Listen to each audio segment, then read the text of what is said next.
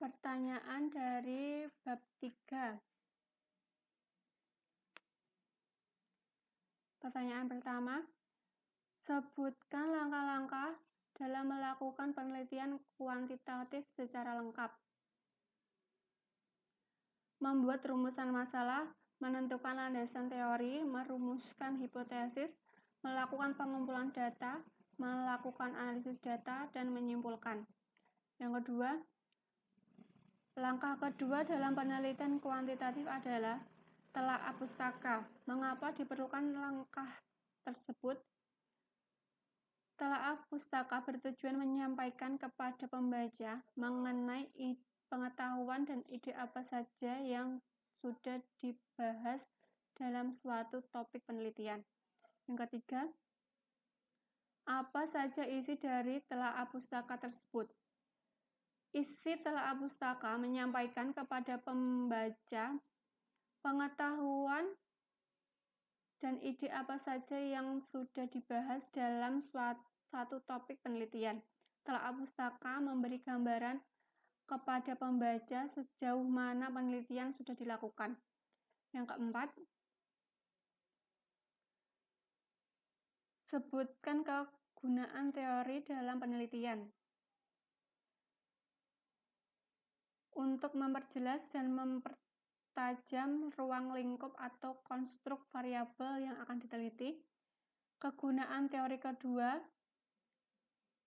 memprediksi dan pemandu untuk menemukan fakta adalah untuk merumuskan hipotesis dan menyusun instrumen penelitian, karena pada dasarnya hipotesis itu merupakan pernyataan yang bersifat prediktif.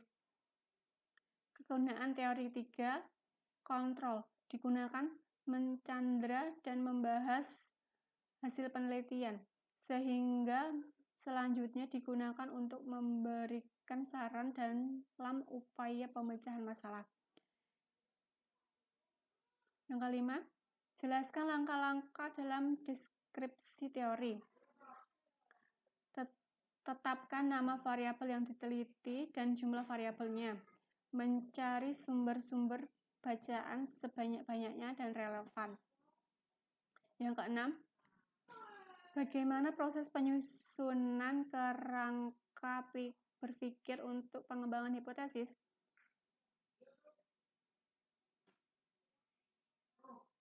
Menetapkan variabel yang diteliti untuk menentukan kelompok teori apa yang perlu dikemukakan dalam penyusunan kerangka berpikir untuk pengajuan hipotesis. Maka harus ditetapkan terlebih dahulu variabel penelitiannya. Membaca buku dan hasil penelitian. Membaca buku-buku dan hasil penelitian yang relevan. Buku-buku yang dibaca dapat berbentuk buku teks, ensiklopedia, dan kamus. Hasil penelitian yang dapat dibaca adalah laporan penelitian, jurnal ilmiah, skripsi, tesis, dan disertasi. Deskripsi teori dan hasil penelitian.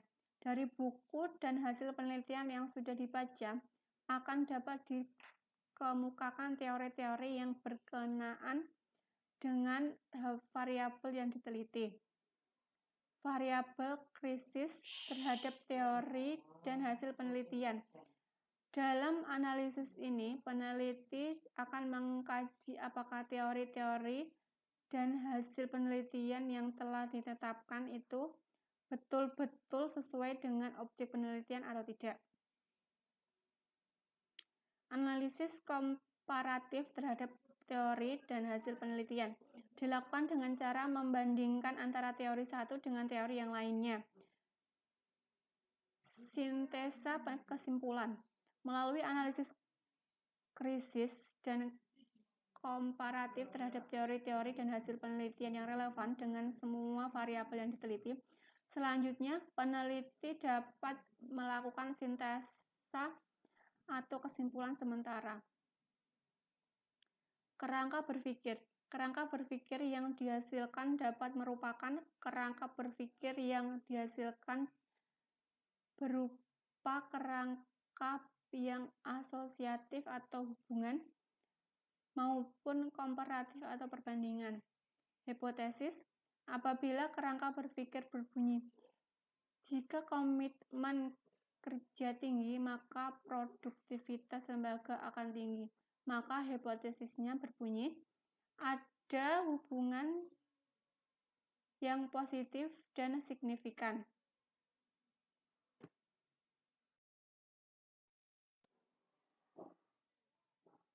Yang ketujuh, bagaimana langkah-langkah menyusun hipotesis?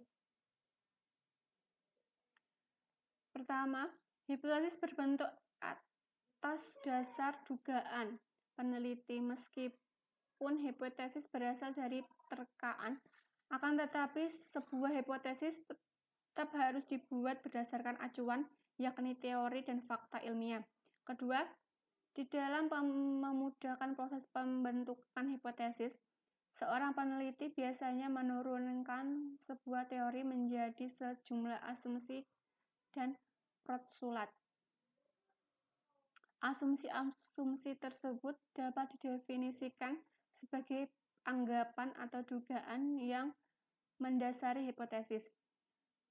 Yang ketiga, berbeda dengan asumsi, hipotesis yang telah diuji dengan menggunakan data melalui proses penelitian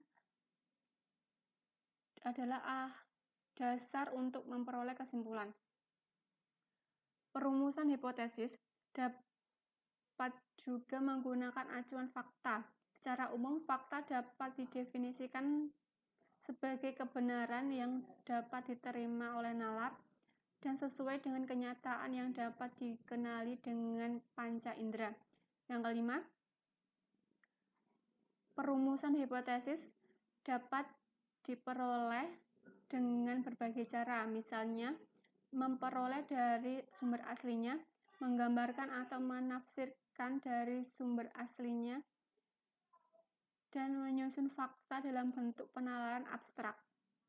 Yang keenam, hipotesis dapat pula dirumuskan berdasarkan beberapa sumber lain, yaitu kebudayaan di mana ilmiah atau teori yang relevan dibentuk ilmiah yang menghasilkan teori yang relevan, analogi, dan reaksi individu terhadap sesuatu dan pengalaman. Yang kedelapan, kapan sebuah kerangka berpikir dikatakan bagus? Dikatakan bagus apabila variabel-variabel yang akan diteliti harus dijelaskan. Diskusi dalam kerangka berpikir harus dapat menunjukkan dan menjelaskan apakah pertautan atau hubungan antar variabel yang diteliti dan nada teori yang mendasar. Diskusi yang juga harus mendapat menunjukkan dan menjelaskan apakah hubungan antar variabel itu positif atau negatif, berbentuk simetris, kasual, atau interaktif. Kerangka berpikir tersebut selanjutnya perlu dinyatakan dalam bentuk diagram, sehingga pihak lain dapat memahami kerangka pikir yang dikemukakan dalam penelitian. Yang kesembilan, kembangkan atau susunlah hipotesis dari rencana penelitian yang Anda usulkan. Tidak menggunakan pengembangan hipotesis karena penelitian dengan menggunakan penelitian kuantitatif.